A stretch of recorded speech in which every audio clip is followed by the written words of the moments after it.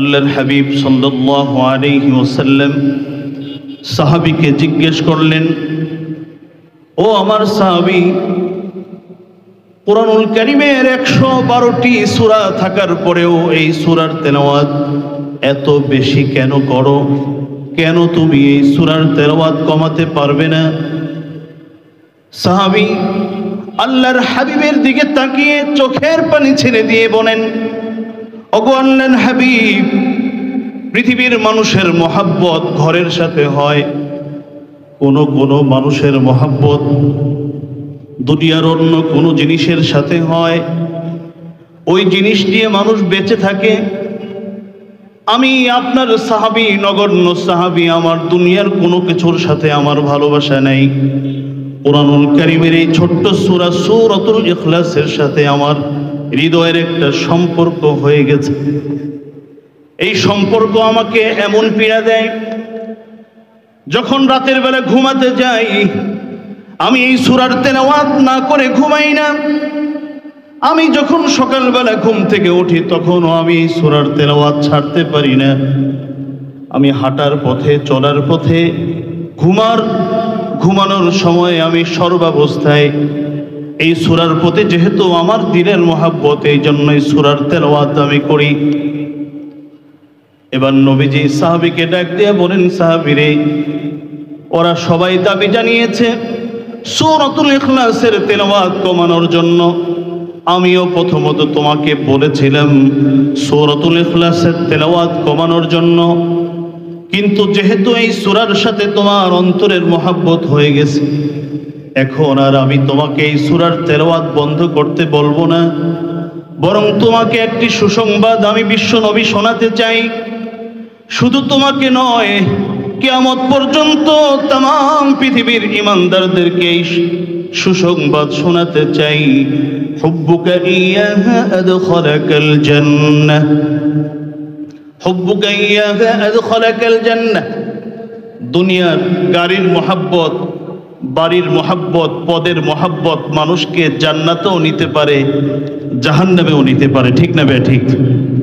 অনেক সময় দেখা গেছে পদের মহাব্বতে মানুষ অন্যায় করে, গাড়ির মহাব্বতে মানুষ হারাম উপার্জন করে, বাড়ির মহাব্বতে মানুষ হারাম উপার্জন করে, আর এগুলো তাকে জাহান্নামের পথ দেখাবে। নবীজি বলেন, কুরআনুল কারীমের এই ছোট্ট সূরা সূরাতুল ইখলাসের মহাব্বত যদি কোনো মুমিনের অন্তরে প্রকৃতপক্ষে ঢুকে যায়, এই মহাব্বত, এই ঈমানি পাওয়ার তাকে আমার আল্লাহর জান্নাত পর্যন্ত পৌঁছে দিবে। আলহামদুলিল্লাহ, আলহামদুলিল্লাহ ওয়াকাফা ওয়া সালামুন আলা ইবাদিহিল্লাযীনা ইসতাফা। أما بعد فأعوذ بالله من الشيطان الرجيم. بسم الله الرحمن الرحيم. قل هو الله أحد الله الصمد لم يلد ولم يولد ولم يكن له كفوا أحد. وعن أنس بن مالك رضي الله تعالى عنه قال قال رسول الله صلى الله عليه وسلم حبك إياها أدخلك الجنة. رواه البخاري أو كما قال عليه الصلاة والسلام. المدرسة الأمانية দারুল কোরআন মাদ্রাসার উদ্যোগে আয়োজিত আজকের এই আন্তর্জাতিক কেরাত সম্মেলন ও পাগড়ি প্রদান অনুষ্ঠানের মহতারম সভাপতি, সাউন্ডটা ঠিক করেন, মঞ্চে উপস্থিত সারা বাংলাদেশের কোরআনিক খেদমতের উজ্জ্বল নক্ষত্র উস্তাদুল আসাতিজা, উস্তাদুল কুররা ওয়াল হুফাজ, শেখ আব্দুল হক হাফিজাহুমুল্লাহ আজ্জা ওয়াজাল, উপস্থিত আজকের আলোচনার, আজকের এই মাহফিলের মধ্যমণি মাহবুবুল উলামা সারা পৃথিবীতে বাংলাভাষী যত শ্রোতা ওলামা আছেন তাদের কাছে অত্যন্ত প্রিয়ভাজন হযরতুল আল্লাম হযরত মাওলানা খালিদ সাইফুল্লাহ আইয়ুবী হাফিজাহুল্লাহ সহ হযরতে উলামায়ে কেরাম, সামনে উপবিষ্ট ছাত্র ভাইয়েরা, দিনদার মুসলমান ভাইয়েরা এবং আমার আওয়াজ যত দূর পর্যন্ত পৌঁছে এই আওয়াজের সাথে যারাই শামিল, আসুন আমরা সকলেই কালিমাতুশ শুকর আদায় করে সকলেই পড়ি আলহামদুলিল্লাহ। বয়ান করার সময় নেই, কারণ খুব অল্প সময়, অনেক অতিথি এখানে আছেন। আমি সর্বোচ্চ 10 থেকে 15 মিনিটের মধ্যে আমি আমার আলোচনা শেষ করব ইনশাআল্লাহ। এতক্ষণ যে কোরআন তেলাওয়াত হচ্ছিল, প্রতিটি অক্ষর তেলাওয়াত করলে যেভাবে 10টি নেকি, তেলাওয়াত শুনলেও কয়টি নেকি বলেন? 10টি নেকি। অনেকে মনে করি যে একটি হরফ যদি কেউ পড়ে তাহলে 10টি নেকি, এই কথাটি সঠিক নয়। বরং তেলাওয়াতের মধ্যে যার ইখলাস যত বেশি, সর্বনিম্ন পরিমাণ হলো প্রতিটি অক্ষরের বিনিময়ে 10টি নেকি। কিন্তু ইখলাস যদি আবু বকর সিদ্দিকের মতো হয় তাহলে আমার আল্লাহ রাব্বুল আলামিন তাকে 10টি নেকি নয়, হাদিস শরীফে আসছে 700 নেকি পর্যন্ত প্রথমত দিবেন। এবং এখানেই সীমাবদ্ধ নয়, ওয়াল্লাহু ইউদাইফু লিমান ইয়াশা। এরপরও যদি কারো ইখলাস মুহাম্মদুর রাসূলুল্লাহর কাছাকাছি হয়ে যায়, নবীদের মতো ইখলাস যদি কারো তেলাওয়াতের মধ্যে থাকে, তাহলে আল্লাহ রাব্বুল আলামিন তাকে অসংখ্য অগণিত, প্রতিটি অক্ষরের বিনিময়ে অসংখ্য অগণিত সওয়াব দান করবেন। তবে কোরআনুল কারীমের কিছু বিশেষ সূরা আছে, যেই সূরা একটা সূরা তেলাওয়াত করলে পুঁজি কম ব্যবসা বেশি। ছোট্ট একটি সূরার যদি কোনো তেলাওয়াত কোনো মুমিন করে, তাহলে আল্লাহ রাব্বুল আলামিন তাকে কোরআনুল কারীম, পূর্ণ কোরআনের 3 ভাগের 1 ভাগের তেলাওয়াত আল্লাহ দান করবেন, সওয়াব দান করবেন। সূরাতুল ইখলাস হলো এমন একটি সূরা, আবু দাউদের রিওয়ায়াত, আল্লাহর রাসূল বলেছেন তা'দিলু সুলুসাল কোরআন। একটি বিশেষ ঘটনার প্রেক্ষিতে এই হাদিসটি রাসূলুল্লাহ বলেছেন। একদিন রাতের বেলা আল্লাহর নবী সাহাবীদেরকে বলছিলেন, ও আমার সাহাবীরা, তোমরা ক্ষেত খামার করো, ব্যবসা বাণিজ্য করো, রাতের বেলা প্রতিদিন কিন্তু কমপক্ষে কোরআনুল কারীমের 3 ভাগের 1 ভাগ তেলাওয়াত করবে। সাহাবায়ে কেরাম বলেন, ইয়া রাসূলুল্লাহ, রাতের বেলায় সারাদিন কাজকর্ম করে 3 ভাগের 1 ভাগ তেলাওয়াত করব, আমরা কি ঘুমাবো না? কারণ সবাই তো হাফেজে কোরআন না। আর হাফেজে কোরআন হলেই 10 পারা তেলাওয়াত তো স্বাভাবিক বিষয় না। নবীজি বললেন, কেন? তোমরা কি কোরআনুল কারীমের এই ছোট্ট সূরা সূরাতুল ইখলাসটা পারো না?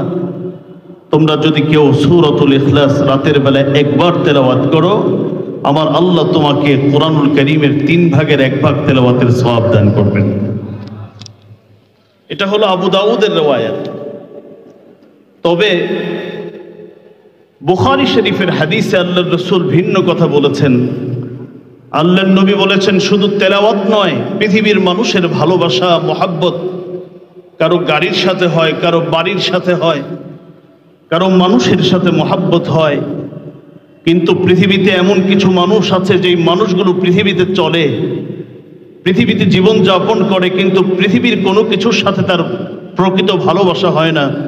বরং কোরআনুল কারীমের সাথে কিছু মুমিন আছে যাদের ভালোবাসা হয়।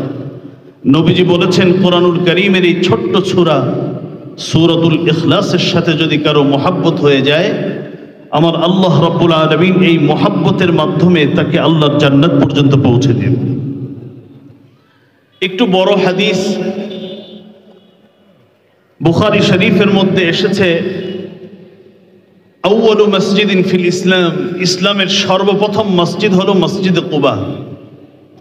যেই মসজিদে যদি কোনো মুমিন 2 রাকাত নামাজ পড়ে, তাহলে আল্লাহ রাব্বুল আলামিন তাকে একটি মকবুল উমরার সওয়াব দান করবেন।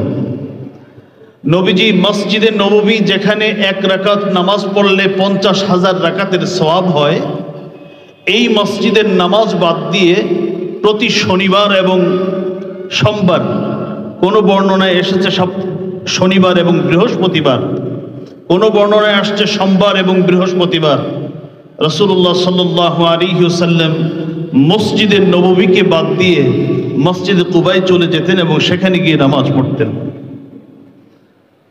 মসজিদে কুবার একজন ইমাম ছিলেন, তিনি প্রত্যেক জেহরি কেরাতের নামাজ যেগুলো আছে, এই নামাজের মধ্যে আমরা স্বাভাবিক যে নামাজ পড়ি, প্রথমত সূরাতুল ফাতিহা পড়ি, এরপরে এর সাথে একটা সূরা মিলাই, আবার ঠিক দ্বিতীয় রাকাতে সূরা ফাতিহা এবং এরপরে আরেকটি সূরা মিলাই। কিন্তু মসজিদে কুবার একজন ইমাম, যেহেতু মসজিদ বড় শানদার মসজিদ, তো ইমামও তো বড় শানদার ইমাম, তাও আবার নবীর যুগের ইমাম, সাহাবী ইমাম, তিনি যখন নামাজ পড়াতেন আল্লাহু আকবার হাত বেঁধে আগে সূরাতুল ফাতিহা পড়তেন, অন্য সূরা মিলানোর আগে সূরাতুল ফাতিহার পরে আগে সূরাতুল ইখলাস পড়তেন। মাসআলা অনুযায়ী এখানে উলামায়ে কেরাম আছেন, কেউ যদি সূরাতুল ফাতিহার পরে সূরা ইখলাস পড়ে এরপরে রুকুতে চলে যায়, তার নামাজ কিন্তু হয়ে যাবে। কিন্তু ইমাম সাহেবের একটা বৈশিষ্ট্য হলো সূরা ফাতিহার পরে আরেক সূরা মিলানোর আগে তিনি আগে একবার সূরাতুল ইখলাস পড়তেন। প্রথম রাকাতেও সূরাতুল ইখলাস, দ্বিতীয় রাকাতেও সূরাতুল ইখলাস, ফজরের 2 রাকাতে সূরাতুল ইখলাস, মাগরিবের 2 রাকাতেও সূরাতুল ইখলাস, এশার 2 রাকাতেও সূরাতুল ইখলাস। মুসল্লিরা 2টা অবজেকশন নিয়ে ইমাম সাহেবের কাছে আসলেন, ইমাম সাহেব আপনি তো নবীর নিযুক্ত ইমাম, আপনি তো সাধারণ কোনো ইমাম না, সূরাতুল ফাতিহার পরে সূরাতুল ইখলাস পড়েন, এটাই তো যথেষ্ট, আবার অন্য সূরা মিলানোর দরকারটা কি? আচ্ছা, অন্য সূরা যদি পড়েন তাহলে সূরাতুল ইখলাস পড়ার দরকার কি? আরেকটা কথা হচ্ছে, ফজরের 2 রাকাতে সূরাতুল ইখলাস পড়েন, মাগরিবেও পড়েন, এশায়ও পড়েন, এতবার সূরাতুল ইখলাস পড়ার দরকার কি? আপনি একটু সূরাতুল ইখলাসের তেলাওয়াতটা কমান।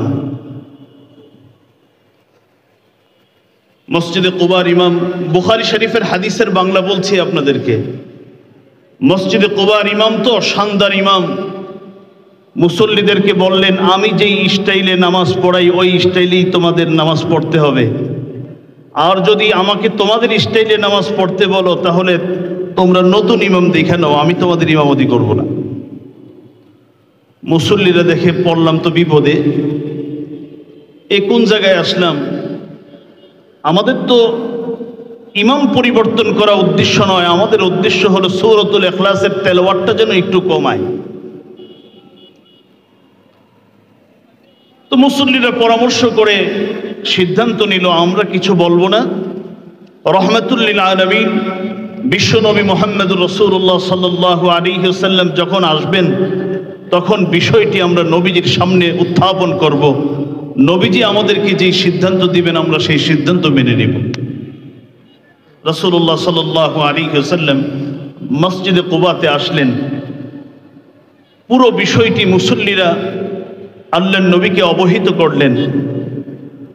রাসূলুল্লাহ সাল্লাল্লাহু আলাইহি ওয়াসাল্লাম সাহাবীকে ডাক দিয়ে বলেন, ও আমার সাহাবী, ঘটনা কি সত্য? তুমি কি ফজর, মাগরিব, এশা 3 ওয়াক্ত নামাজের প্রথম 2 রাকাতে সূরাতুল ইখলাস পড়ো?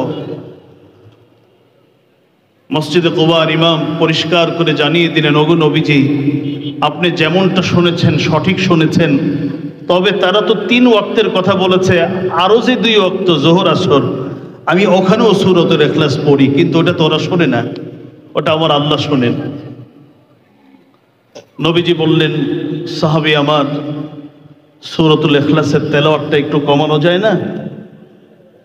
কোরআনুল কারীমে তো আরও সূরাতুল ফাতিহা আর সূরা ইখলাস ছাড়া কোরআনুল কারীমের আরও 112টা সূরা আছে, অন্য সূরা কি একটু তেলাওয়াত করা যায় না?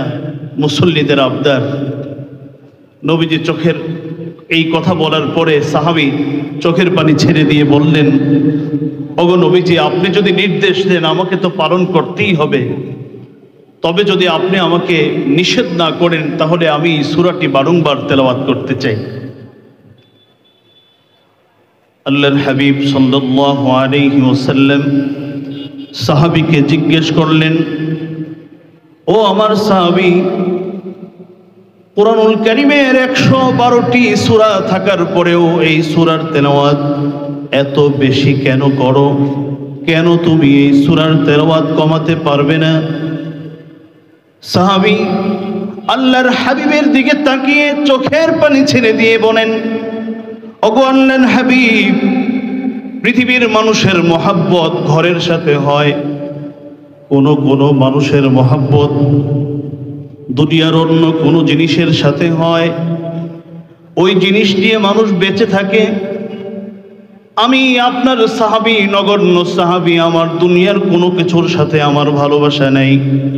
কুরআনুল কারীমের এই ছোট্ট সূরা সূরাতুল ইখলাসের সাথে আমার হৃদয়ের একটা সম্পর্ক হয়ে গেছে। এই সম্পর্ক আমাকে এমন পীড়া দেয়, যখন রাতের বেলা ঘুমাতে যাই আমি এই সূরার তেলাওয়াত না করে ঘুমাই না। আমি যখন সকালবেলা ঘুম থেকে উঠি তখনও আমি এই সূরার তেলাওয়াত ছাড়তে পারি না। আমি হাঁটার পথে, চলার পথে,